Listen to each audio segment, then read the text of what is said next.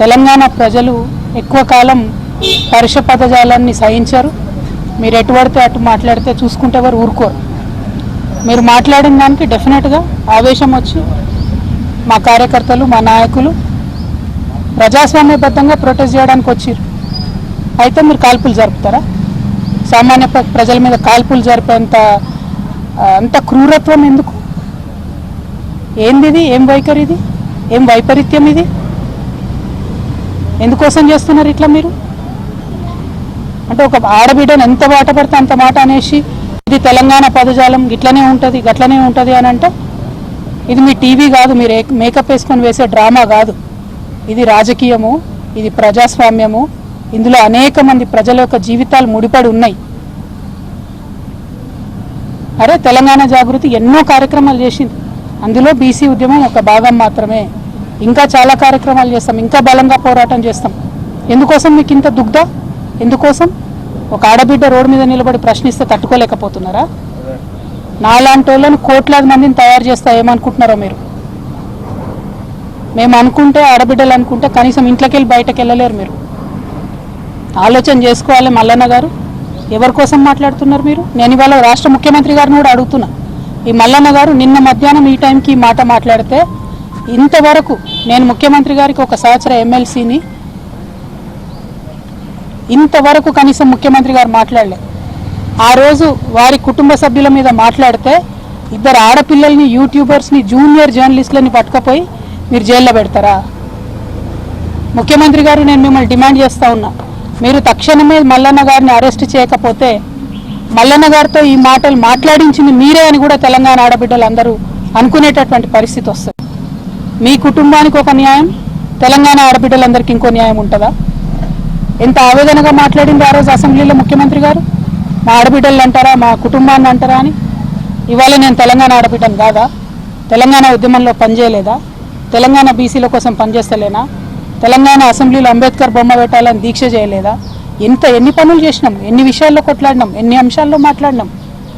ఇంకా మాట్లాడతాం. మాకు అవకాశం ఇస్తే ఆడబిడ్డలకి ఇంకా మాట్లాడతాం.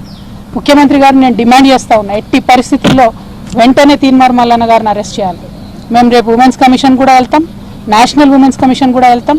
ఇవాళ చైర్మన్ గారికి ఇచ్చిన రిప్రజెంటేషన్లో కూడా నేను అదే చెప్పిన, హౌస్ సెషన్లో లేదు కాబట్టి ప్రివిలేజ్ మోషన్ నేను మూవ్ చేయలేను, కాబట్టి ఎథిక్స్ కమిటీకి మీరు రిఫర్ చేయండి. అట్లానే చైర్మన్ గారికి డిస్క్రిషనరీ పవర్స్ ఉంటాయి, అంటే చాలా అసాధారణమైనటువంటి పవర్స్ ఉంటాయి. ఆ అసాధారణమైనటువంటి పవర్స్ యూజ్ చేసి తీన్మార్ మల్లన్న గారిని వెంటనే ఎమ్మెల్సీ నుండి సస్పెండ్ చేయమని కూడా నేను డిమాండ్ చేస్తూ ఉన్నాను. ఎందుకంటే ఒక బాధ్యతాయుతమైనటువంటి పదవిలో ఉన్న వ్యక్తులు నోరు చూసుకొని మాట్లాడాలి. మనని లక్షలాది మంది ప్రజలు గమనిస్తుంటారు. నాకు మాట్లాడరాక కాదు, నాకు భాష తెలియక కాదు, కానీ కంట్రోల్లో ఉండాలి, లిమిట్లో ఉండాలి, ప్రజాస్వామ్యబద్ధంగా ప్రశ్నించాలి. అది వదిలిపెట్టి మీరు ఏది పడితే అది మాట్లాడతామంటే మాత్రం మేము ఈడ ఊరుకోము. ఏదో ఆడబిడ్డ కదా, ఓ సంస్థ నడుపుతుంది కదా, ఆమెను ఏదన్నా ఎవరుంటారు వెనక అనుకున్నారేమో. నా వెనక లక్షలాది మంది తెలంగాణ ఆడబిడ్డలు ఉన్నారు, నా వెనక లక్షలాది మంది తెలంగాణ అన్నదమ్ములు ఉన్నారు. నేను మామూలు ఆడబిడ్డను కాదు చెప్తున్నా. అగ్గి రవ్వనై రగులుతా ఎక్కువ తక్కువ వేస్తే. తీన్మార్ మల్లన్న గారు జాగ్రత్త, నేను చెప్తున్నా, జాగ్రత్తగా ఉండండి. Thank you. జై తెలంగాణ.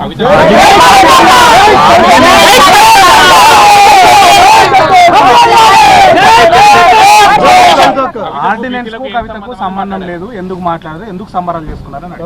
నేనేమంటున్నా, తీన్మార్ మల్లన్న గారు బీసీ ఉద్యమానికి సంబంధించి నన్నెందుకు ప్రశ్నిస్తున్నారు? అసలు నేను ఇచ్చేదాన్నా ఆర్డినెన్స్, తెచ్చేదాన్ని? నేను మీలాగానే ఉద్యమం చేస్తున్నా, ఆయన ఉద్యమం చేస్తున్నారు. అసలు నేను ఆయన ఎప్పుడన్నా ఏమన్నా అన్నానా? ఆయన అంతటా ఆయన వచ్చి నా మీద ఎందుకు మాట్లాడుతున్నారు అంటే నాకు వ్యతిరేకులు ఎవరు ఆయన ప్రేరేపిస్తున్నారా? అది ముఖ్యమంత్రి గారు ప్రేరేపిస్తున్నారా? ఎవరు ప్రేరేపిస్తున్నారు మరి? ఎందుకంటే ఈయన మాట్లాడి 24 గంటలు అయిపోతే ప్రభుత్వం కనీసం చర్య తీసుకోలే. మీ మీద ఒక ట్వీట్ పెడితే రాత్రికి రాత్రి చిన్నపిల్లల్ని ఎత్తుకపోయి జైల్లో పెడుతున్నారే. మీ మీద ఒక ఫేస్బుక్లో కమెంట్ పెడితే ముఖ్యమంత్రి గారు అరెస్ట్ ప్రత్యేక బృందాలను పెట్టి వెతికి మరి అరెస్ట్ చేస్తున్నారే. ఒక ఎమ్మెల్సీని, ఒక ఆడబిడ్డని, ఇదేనా మీరు తెలంగాణ ఆడబిడ్డలకు ఇచ్చే రక్షణ? అందుకే క్రైమ్ పెరిగిపోతున్నది. ముఖ్యమంత్రి గారు ఇంత అలుసుగా ఉంటున్నారు మహిళలను ఏమన్నా కూడా. కాబట్టి ఇక సాధారణ మహిళల పరిస్థితి ఏందండి? ఒక పదవిలో ఉన్న ఎమ్మెల్సీకే ఇటువంటి గతి ఉంటే ఈ రాష్ట్రంలో సాధారణ మహిళల పరిస్థితి ఏంటి చెప్పండి? ముఖ్యమంత్రి గారు చర్యలు తీసుకోవాలి. ఆయన తీన్మార్ మల్లన్నకి ఏం సంబంధం ఉంది? ఆయన ఏమన్నా నేను అసలు ఎప్పుడు ఏమనలేదు. నేను ఇన్ని 1.5 years నుండి బీసీల కోసం ఒక్క సెకండ్ కూడా నేను ఆయన గురించి మాట్లాడలేదు. ఆయన ఎందుకు నా గురించి మాట్లాడాలి? First point. సెకండ్ పాయింట్, ముఖ్యమంత్రి గారు మాత్రం చూసి చూడనట్టుగా ఈ వ్యవహారంలో ఊరుకుంటే తెలంగాణ ఆడబిడ్డలందరం కూడా ఇది మాకు అవమానంగానే భావిస్తాం.